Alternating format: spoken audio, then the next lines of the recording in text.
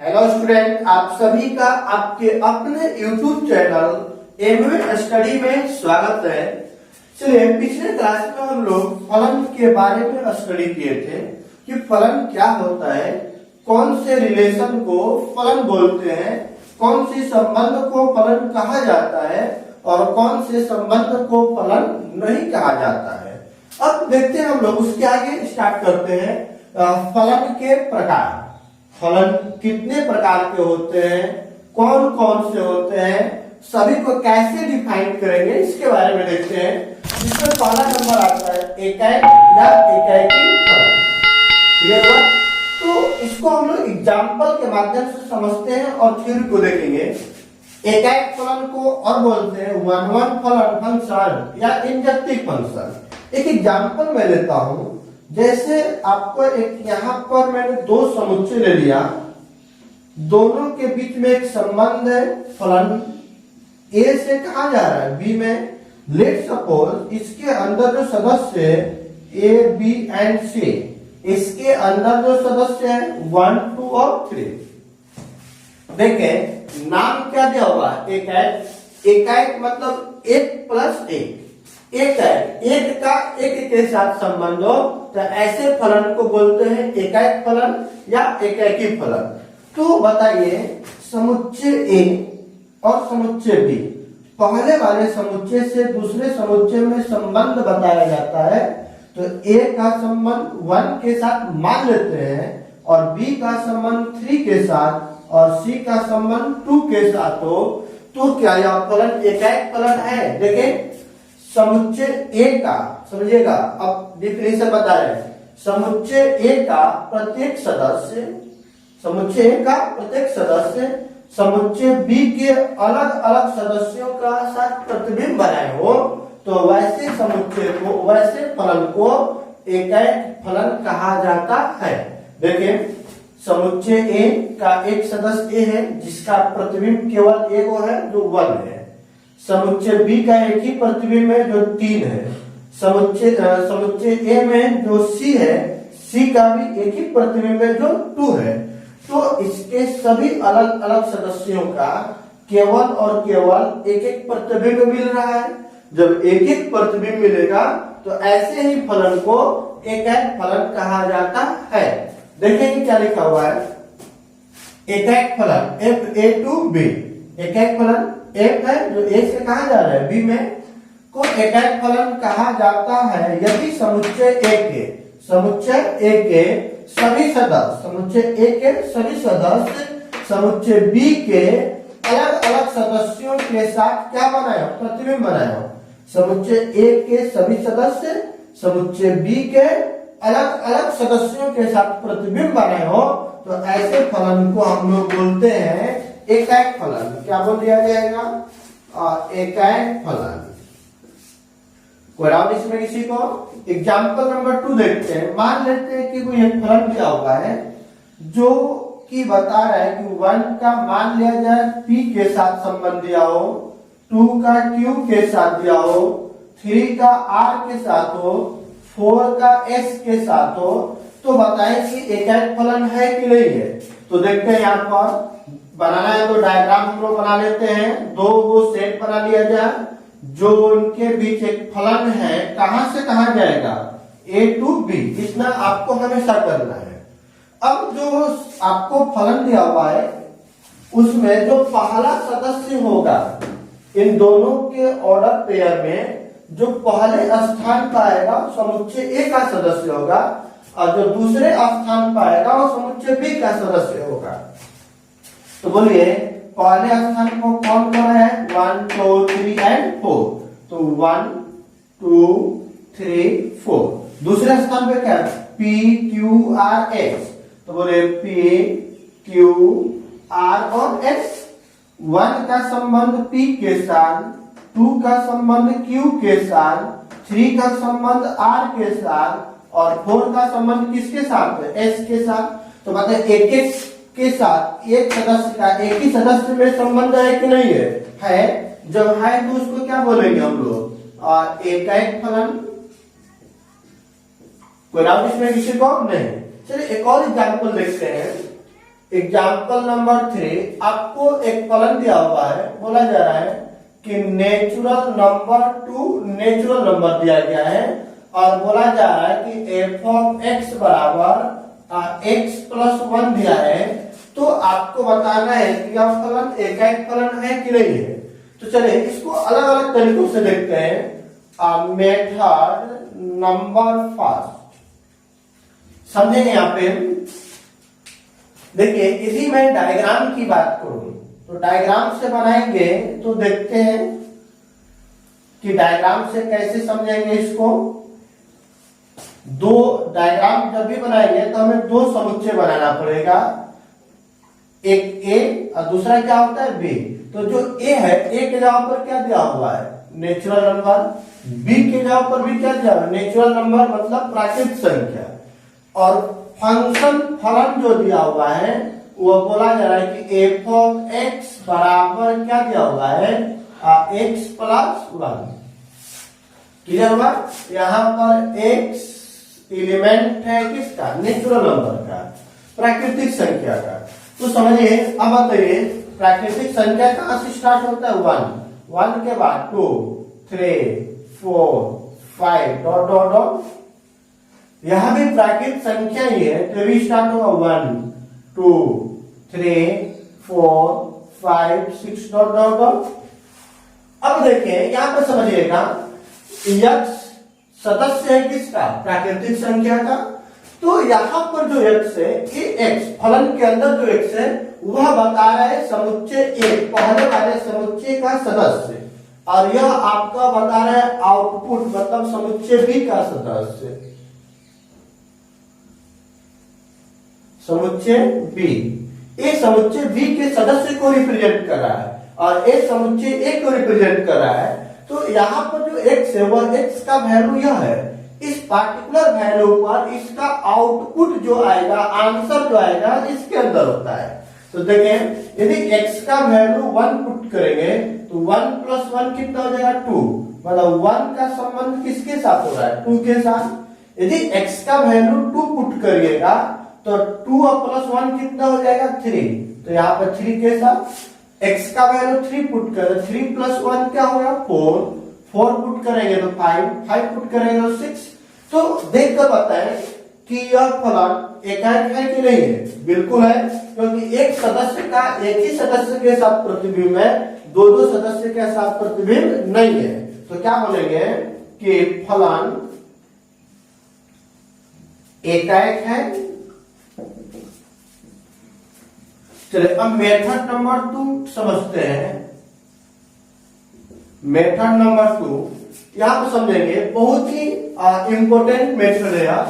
जैसे आपको फलन दिया हुआ है एफ ऑफ एक्स बराबर एक्स प्लस 1 और एक्स के बारे में बोला गया है कि एक्स एलिमेंट है नेचुरल नंबर का और फंक्शन क्या है, natural number two natural number. अब बताइए इसको सॉल्यूशन करने का जो तरीका होता है वो क्या होता है।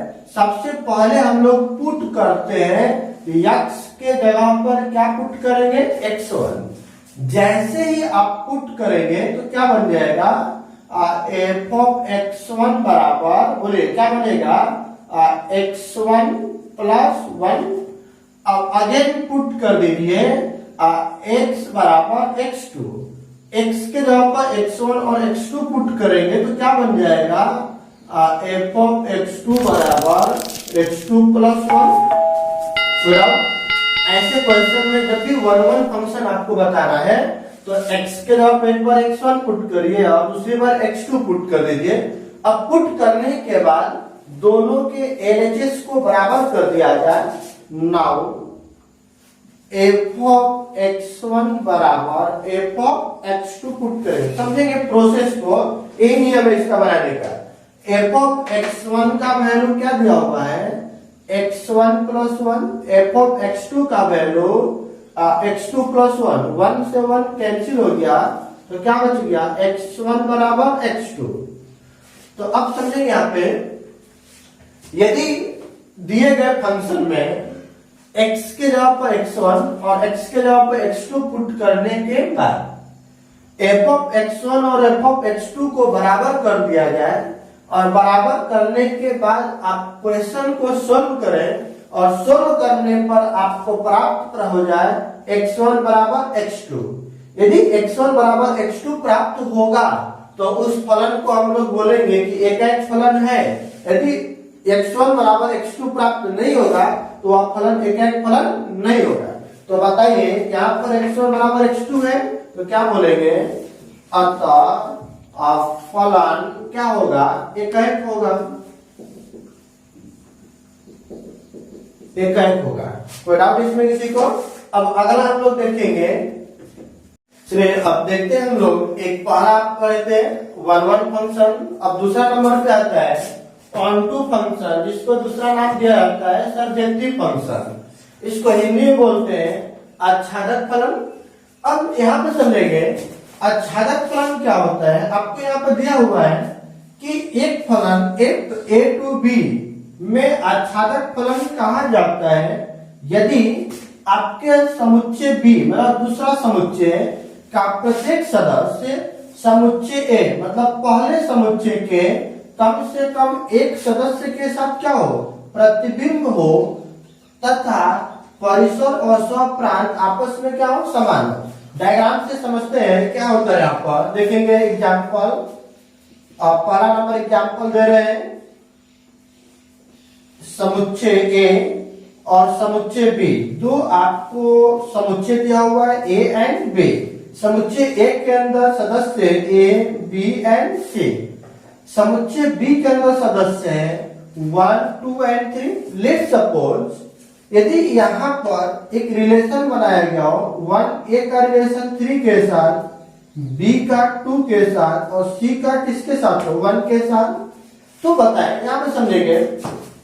समुच्चय बी देखिए क्या है, ए टू बी को आच्छादक फलन कहा जाता है यदि समुच्चय बी का प्रत्येक सदस्य समुच्चय ए के किसी न किसी सदस्य का प्रतिबिंब हो।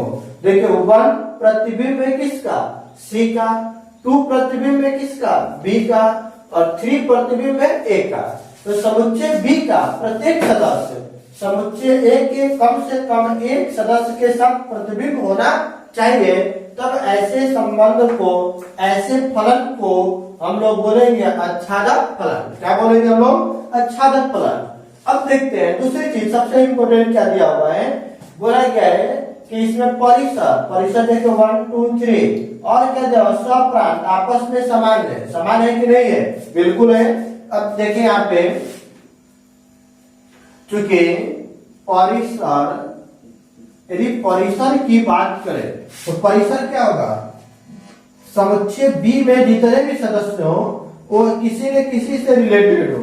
तो 1 2 3 सभी से रिलेटेड है, तो जो रिलेटेड होते हैं वही तो आपका परिसर होता है। तथा और क्या बोला गया है, स्वप्रांत। स्वप्रांत क्या होता है, स्वप्रांत मैंने पिछले क्लास में आप लोगों को बताए थे कि समुच्चय ए का जो सदस्य होता है इसको बोलते हैं प्रांत। इसको क्या बोलते हैं हम लोग, प्रांत। और समुच्चय बी का जो सदस्य होता है उसको क्या बोलते हैं, स्वप्रांत। तो स्वप्रांत में कौन कौन है, 1 2 एंड 3। तो 1 2 एंड 3। अब बताइए क्या परिसर और स्वप्रांत आपस में समान है कि नहीं है, बिल्कुल है। तो जब समान होंगे तो ऐसे संबंध को, ऐसे फलन को हम लोग क्या बोलेंगे, आच्छादक फलन। क्लियर हुआ। तो सिंपल सा वर्ड में समझे कि आच्छादक फलन होने के लिए समुच्चय बी के अंदर कोई भी सदस्य खाली नहीं होना चाहिए। यदि एक भी सदस्य इसमें खाली हो तो वह संबंध आपका आच्छादक संबंध, आच्छादक फलन नहीं होगा। तो क्या हुआ, आच्छादक फलन होने के लिए समुच्चय बी के अंदर कोई भी सदस्य खाली नहीं होना चाहिए। यदि वह खाली होगा तो परिसर और स्वप्रांत आपस में कभी समान नहीं होंगे। क्लियर हुआ। तो ये दोनों आपस में समान कब होंगे, जब समुच्चय बी के अंदर कोई भी सदस्य खाली ना बच सके। चलिए अब देखते हैं तीसरा नंबर 1 1 और 2। ये बहुत ही सिंपल है। क्या बोला गया, एकाएक और आच्छादक फलन। देखें एक फलन आपको एक दिया हुआ है, ए टू बी को एकाएक आच्छादक फलन कहा जाता है यदि वह फलन दिया गया फलन एकाएक भी हो और साथ ही साथ क्या हो, आच्छादक। नाम से ही है एकाएक आच्छादक। जो फलन एकाएक भी हो आच्छादक भी हो तो उसे बोलेंगे हम लोग एकाएक आच्छादक। क्योंकि हम लोग पीछे दो टू पढ़े, पहला नंबर पढ़े थे एकाएक, दूसरा नंबर पढ़े आच्छादक। तो एकाएक के साथ साथ आच्छादक हो तो ऐसे फलन को हम लोग बोलते हैं एकाएक आच्छादक फलन। जैसे एग्जाम्पल समझते हैं, एग्जाम्पल के माध्यम से समझेंगे।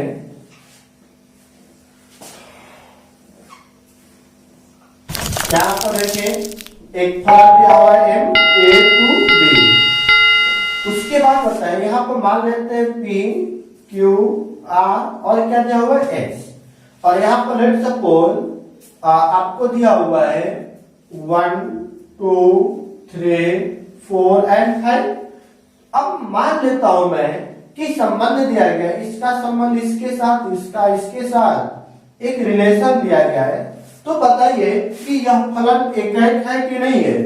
एगो का संबंध एक के साथ ही आपको दिया हुआ है तो एकाएक तो है, लेकिन यहाँ पर एक सदस्य क्या बच रहा है, 5। जब कोई सदस्य बचता है तो क्या वह फलन आच्छादक होता है, नहीं होता है। तो यहाँ पर क्या बोलेंगे कि फलन एकाएक है परंतु आच्छादक नहीं है। तो अब दूसरा एग्जांपल देखते हैं जिसमें एकाएक भी और आच्छादक भी हो। तो देखते हैं यहां पर मैंने डायग्राम बना लिया। A to B, एक ए हो गया दूसरा बी हो गया। मान लेते हैं क्या दिया हुआ है 1 2 3 4 और यहाँ पर A B C and D. अब रिलेशन बनाते हैं 1 का ए के साथ, 2 का सी के साथ, 3 का बी के साथ और 4 का डी के साथ। अब देखिए तो एकाएक है कि नहीं है। देखिए 1 का ए, 2 का सी, 3 का बी, 4 का डी। समुच्चय ए के प्रत्येक सदस्य का अलग अलग बी में प्रतिबिंब है और बी के अंदर कोई भी सदस्य खाली भी नहीं बचा है। जब नहीं बचा है तो क्या बोलेंगे कि फलन एकाएक आच्छादक है। कोई डाउट इसमें, कोई डाउट इसमें। अब देखते हैं हम लोग नंबर 3। नंबर 3 पर दिया हुआ है n2 फंक्शन जिसको बोलते हैं आच्छादक फलन। तो अब अनाच्छादक फलन के बारे में समझते हैं। इसको एग्जाम्पल के माध्यम से समझेंगे। और एग्जाम्पल हम दे रहे हैं पहले, और एक सेट दिया हुआ है, एक दूसरा सेट दिया हुआ है जिनके बीच एक संबंध दिया हुआ है m, और एक सेट समुच्चय a और b दिया हुआ है a b and c 1 2 3 and 4। मान लेते हैं कि इसमें संबंध दिया हुआ है a का 1 b का 2 और c का क्या दिया हुआ है 3। समझेंगे। एक फलन दिया हुआ है a से b में, कैसा फलन दिया हुआ है कि a का 1 के साथ, b का 2 के साथ, c का 3 के साथ हो। तो इस फलन को क्या हम n2 फलन बोलेंगे? बोलेंगे तो कब बोलते हैं और कब नहीं बोलते हैं। देखेंगे समुच्चय B के अंदर एक ऐसा सदस्य हो, समुच्चय B के अंदर कम से कम, ज्यादा से ज्यादा कितना भी हो सकता है, कम से कम एक ऐसा सदस्य हो जो कि समुच्चय A में किसी के साथ प्रतिबिंब या किसी के साथ कोई संबंध न बनाया हो। तो ऐसे संबंध को हम लोग बोलते हैं अनाच्छादक फलन। फिर से देखें, समुच्चय B में कम से कम एक ऐसा सदस्य हो जो समुच्चय A के किसी भी सदस्य के साथ कोई संबंध स्थापित न किया हो। तो ऐसे फलन को हम लोग बोलते हैं अनाच्छादक फलन। तो यह भी आपका हो गया अनाच्छादक फलन। तो बोल देंगे अनाच्छादक फलन। अब देखते हैं कि डिफिनीशन क्या है। एक और एग्जांपल देखते हैं। एक समुच्चय मैंने मान लिया A to B जो एक फलन दिया हुआ है, यहाँ पर let suppose A B C and D, और यहाँ पर 1 2 3 4 5 6, लेट सपोज 1 का आपको एक रिलेशन दिया हुआ है और पूछा जा रहा है कि यह अनाच्छादक फलन होगा कि नहीं होगा।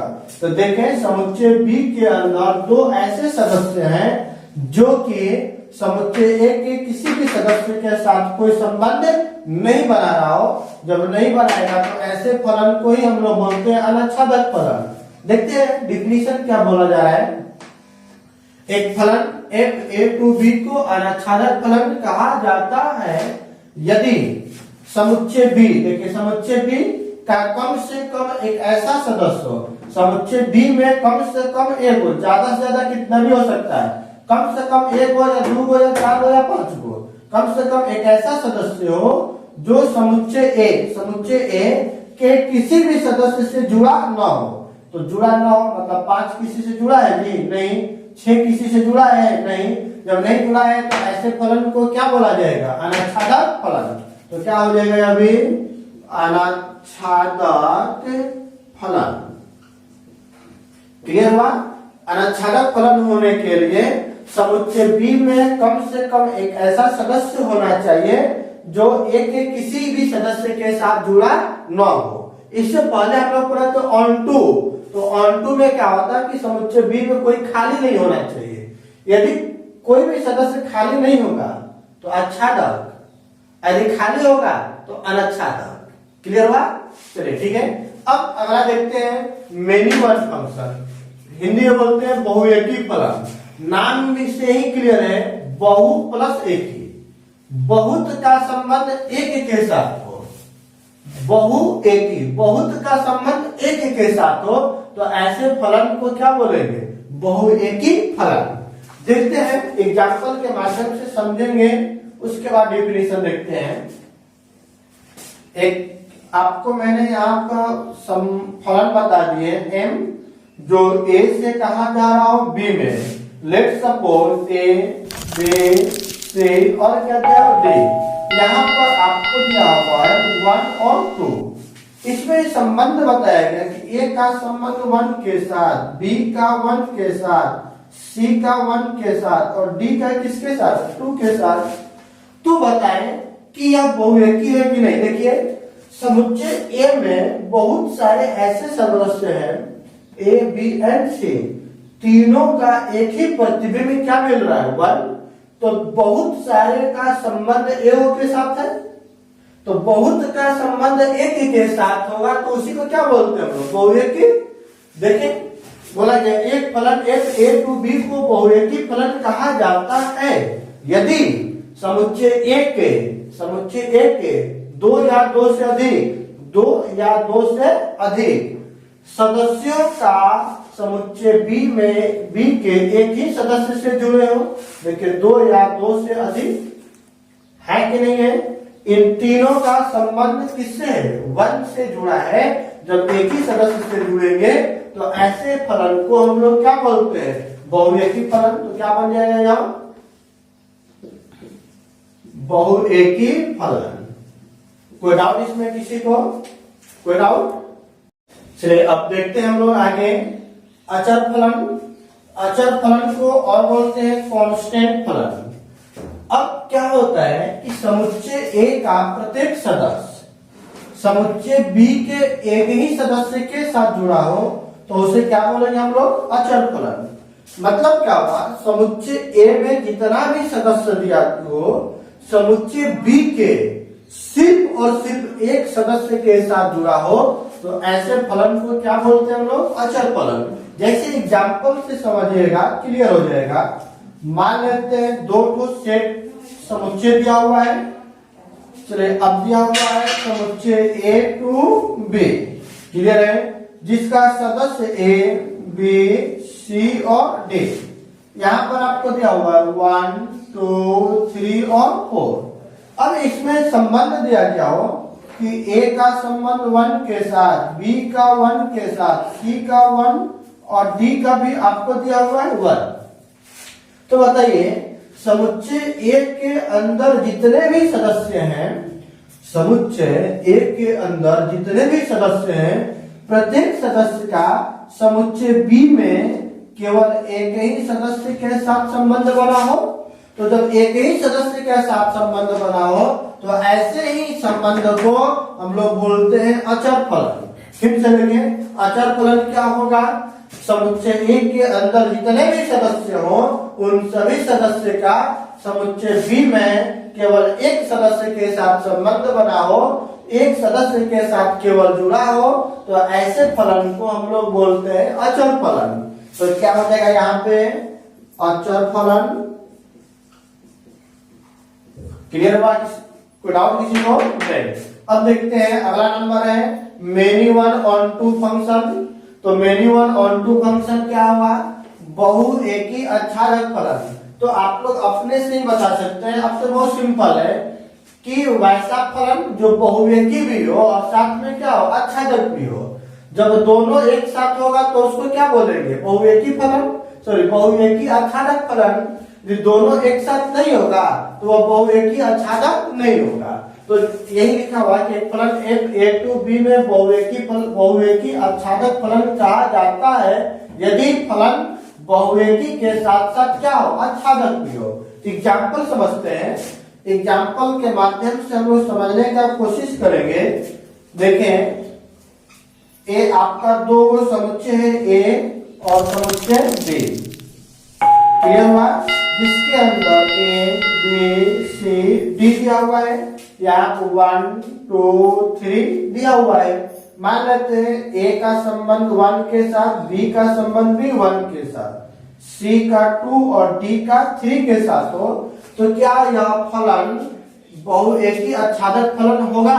देखें, बहुएकी है कि नहीं है? दो सदस्य ऐसे हैं जिन एक ही के साथ जुड़ा हो, तो दो या दो से अधिक सदस्य एक वो सदस्य से जुड़ा हो तो बहुएकी होता है। तो बहुएकी है कि नहीं है? अब आच्छादक होने के लिए समुच्चय बी में कोई भी सदस्य खाली नहीं होना चाहिए। क्या बी में कोई सदस्य है जी? नहीं है। जब नहीं है तो आच्छादक भी होगा, मतलब बहुएकी के साथ साथ क्या है? आच्छादक। तो देखते हैं, लिख देंगे फलन